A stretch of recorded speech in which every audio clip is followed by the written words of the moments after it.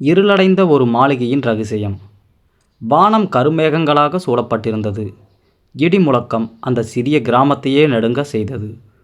ஒரு ஓரத்தில் சருந்தி விளக்காத்திருந்த அந்த சிறிய கூரை வீட்டுக்குள் ஒரு பழைய மண்ணெண்ணெய் விளக்கின் ஒளியில் கவின் தன் கைகளை பிசைந்து கொண்டு அவன் முன்னால் சிதறி கிடந்தன அவனது பட்டய படிப்பு சான்றிதழ்கள். 25 வருடகால உழைப்பு அந்த சிறிய காகித துண்டுகளால் அடைக்கப்பட்டிருந்தது. ஆனால் அந்த தாள்களுக்குள் ஒருவேளை உணவளிக்கும் வலிமை கூட இல்லை என்பதை நினைக்கும்போது அவன் கண்கள் கசிந்தன. கதவு மெதுவாக திறக்க மழையில் நனைந்தபடி உள்ளே நுழைந்தார் அவனது தந்தை மாணிக்கம். கையில் ஒரு சிறிய துணிப்பையில் 2 இட்லிகள் இருந்தன. அதை தன் மகனிடம் நீட்டியபோது அவர் கைகள் நடுங்கின. சாப்பிடுப்பா, காலையிலிருந்து பட்னியா இருக்கே என்றார் மாணிக்கம். கவின் ஆத்திரத்துடன் அந்த பையை தட்டிவிட்டான். இந்த வறுமையை சாப்பிட சாப்பிட எனக்கு வயிறு நிறைஞ்சு போச்சுப்பா. ஏன் நம்ம மட்டும் இப்படி இருக்கோம்? என்னோட வயசு பசங்க காரில் போகிறாங்க, பெரிய பெரிய கம்பெனியில் வேலை செய்கிறாங்க. ஆனால் நான் ஒரு சாதாரணமான வேலைக்கு கூட தகுதியானவனா இல்லாதவனா இருக்கேனே என்று கத்தினான். மாணிக்கம் எதையும் பேசவில்லை. சிதறிய இட்லிகளை மெதுவாக எடுத்து சுத்தம் செய்தார். அந்த மௌனம் கவினை மேலும் வாட்டியது. தன் தந்தை ஒரு கூலி தொழிலாளி, ஒரு நாளைக்கு சில 100 ரூபாய்களுக்காக கல்லுடைக்க வேலை செய்பவர் என்றுதான் கவின் அறிவான். மறுநாள் காலை கவின் மீண்டும் சென்னைக்கு பயணமானான். அவனது கிழிந்த செருப்பும் அழுக்கு சட்டையும் அவனது தன்னம்பிக்கையை குலைத்தன.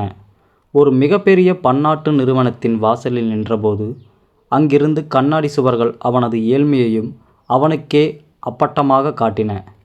நேர்காணலுக்கு சென்ற இடத்தில் உன் அப்பா என்ன செய்கிறார் என்ற கேள்வி கூலி தொழிலாளி என்று பதிலளித்த அடுத்த நிமிடம் அங்கிருந்த அதிகாரிகள் பார்வையில் தெரிந்த ஏளனம் அவனை கொன்றது. உன் தகுதிக்கு ஏற்ற இடத்திற்கு போ தம்பி, இது பல கோடி ரூபாய் புழங்கும் இடம் என்று அவர்களை விரட்டியடித்தனர். கவின் ஒரு பூங்காவில் அமர்ந்து கதறி அழுதான். அவனுக்கு தெரியவில்லை, அந்த பூங்காவின் மறுமுனையில் ஒரு விலை உயர்ந்த கருப்பு நிற காரில் அமர்ந்து கருப்பு கண்ணாடி அணிந்து ஒருவர் அவனை உற்று பார்த்து கொண்டிருந்தார் என்பது. அந்த நபர் வேறு யாரும் அல்ல, கவினின் தந்தை மாணிக்கத்தின் நம்பிக்கைக்குரிய உதவியாளர் சிவம். சிவம் தனது அலைபேசியை எடுத்து அழைத்தார்.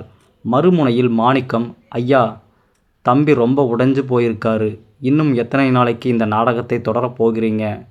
உலகமே வியந்து பார்க்குற எம்ஆர் எம்பயர் நிறுவனத்தோட அதிபரான நீங்கள் ஒரு சின்ன கூரை வீட்டில் பசியோடு இருக்கிறது என்னால் பார்க்க முடியல என்றார் சிவம். வருத்தத்துடன் மாணிக்கம் அமைதியாக பதிலளித்தார். சிவம், வைரம் உருவாகணும்னா அது அதிக அழுத்தத்தை தாங்கணும். என் மகன் வெறும் பணக்காரனாக வளரக்கூடாது, மனிதனா வளரணும். இன்னும் ஒரு வாரம் மட்டும் பொறுத்துக்கொள் என்றார். மாணிக்கத்தின் கடந்த காலம் இரத்தமும் கண்ணீரும் நிறைந்தது. 25 ஆண்டுகளுக்கு முன்பு அவருடைய தொழில்துறை எதிரிகள் அவருக்கு மனைவியை கொன்றனர். கைக்குழந்தையாக இருந்த கவினை காப்பாற்ற அவர் தன் சொத்துக்கள் அனைத்தையும் இரகசியமாக சிவத்திடம் ஒப்படைத்துவிட்டு தானும் இறந்து விட்டதாக புலகம் நம்பும்படி செய்தார். ஒரு சாதாரண கூலி தொழிலாளியாக வேடமிட்டு தன் மகனை உழைப்பின் மதிப்பையும் வறுமையின் வலியையும் உணரச் செய்து வளர்த்தார். நாட்கள் நகர கவினின் சோர்வு உச்சகட்டத்தை எட்டியது. ஒரு நாள் அவன் தன் தந்தையிடம் வந்து, அப்பா, எனக்கு இந்த உலகத்தில் வாழ பிடிக்கல. நாம் ஏன் இவ்வளவு ஏழையாக பிறந்தோம்? கடவுள் ஏன் நமக்கு இவ்வளவு கஷ்டத்தை கொடுக்கிறான் என்று கேட்டான். மாணிக்கம் அன்று அவனை அழைத்து கொண்டு ஒரு மலையடிவாரத்திற்கு சென்றார். அங்கே ஒரு பெரிய பாறையை காட்டி, இதை உடைக்க முடியுமா என்றார். கவின் தன் முழு பலத்தையும் திரட்டி அந்த பாறையை உடைக்க முயன்றான். கைகள் இரத்தமாகின, ஆனால் பாறையை உடைக்க முடியவில்லை. மாணிக்கம் சிரித்துக்கொண்டே ஒரு சிதறிய சுத்தியை எடுத்து ஒரு குறிப்பிட்ட இடத்தில் தட்டினார். பாறை 2ஆக பிளந்தது. வாழ்க்கையும் அப்படித்தான் கவின். பலம் மட்டும் போதாது, அந்த பலத்தை எங்கே எப்படி பயன்படுத்தினோம் என்று தெரியணும். நீ பட்ட கஷ்டங்கள் எல்லாம் உன்னை உடைக்க இல்லை, உன்னை செதுக்க என்றார். அடுத்த வாரம் ஒரு திருப்பம் ஏற்பட்டது. கவினுக்கு ஒரு மின்னஞ்சல் வந்தது. எம்ஆர் இண்டஸ்ட்ரியல் நிறுவனத்தின் தலைமை அலுவலகத்திற்கு வருமாறு அழைப்பு விடுக்கப்பட்டிருந்தது.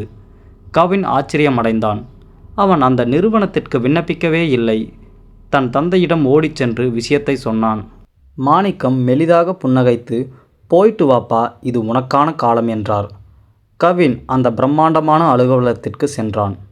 அங்கே அவனை வரவேற்றார்கள். அவனை ஒரு தனி அறைக்கு அழைத்து சென்றனர். அங்கு ஒரு பெரிய மேஜையில் ஒரு கடிதம் இருந்தது. அதை திறந்த கவின் அதிர்ச்சியில் உறைந்தான். அதில் அவனது தந்தை மாணிக்கத்தின் புகைப்படம் இருந்தது. ஆனால் கோட்டு சூட்டு அணிந்த கம்பீரமான தோற்றத்தில் அந்த கடிதத்தில் எழுதப்பட்டிருந்தது, மகனே, நீ தேடி அலைந்த வேலை இதுதான். உன் தந்தை வெறும் கூலி தொழிலாளி அல்ல, இந்த நிறுவனத்தின் நிறுவனர்.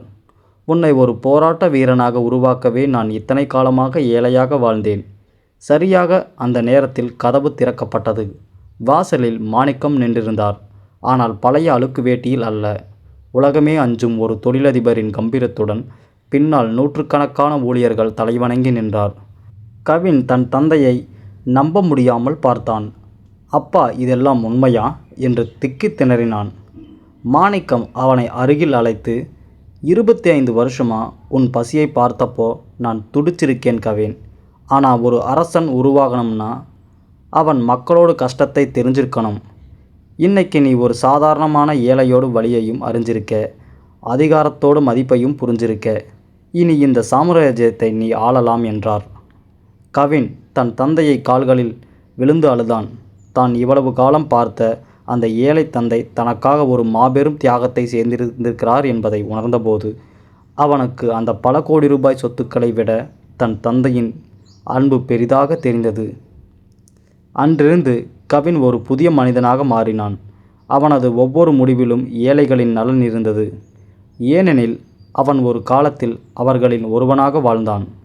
மாணிக்கத்தின் 25 ஆண்டுகால மௌனத்தவம் ஒரு தகுதியுள்ள வாரிசை இந்த உலகிற்கு வழங்கிய பெருமிதத்தில் நிறைவடைந்தது. இந்த கதை உங்களுக்கு பிடித்திருந்தால் லைக் செய்யுங்கள், சப்ஸ்கிரைப் செய்யுங்கள். நன்றி, வணக்கம்.